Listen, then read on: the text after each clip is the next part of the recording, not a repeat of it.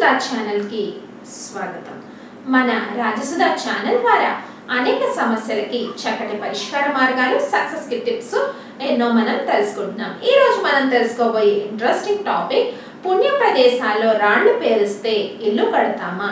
చాలా పుణ్యక్షేత్రాలకు మనం వెళ్ళినప్పుడు రాళ్ళు పెద్ద రాయి మీద చిన్న రాయి దాని మీద చిన్న రాయి ఇలా పేర్చి కనిపిస్తూ ఉంటాయి। ఇలా కనిపించినప్పుడు ఎందుకు ఇలా పేర్చి ఉన్నాయని కొంతమందికి సందేహం రావచ్చు। మరి కొంతమంది అభిప్రాయం ఏంటంటే ఇల్లు లేని వాళ్ళందరూ పుణ్యక్షేత్రాల్లో ఇటువంటి రాళ్ళు పేరిస్తే ఇల్లు కడతామన్న నమ్మకం కూడా ఉంది। మరి ఇది ఎంతవరకు వాస్తవం తెలుసుకుందాం। సాధారణంగా ఈ రకంగా రాళ్ళు పేర్చడం వల్ల కొంతవరకు ఇది నిజమయ్యే అవకాశం ఉందట।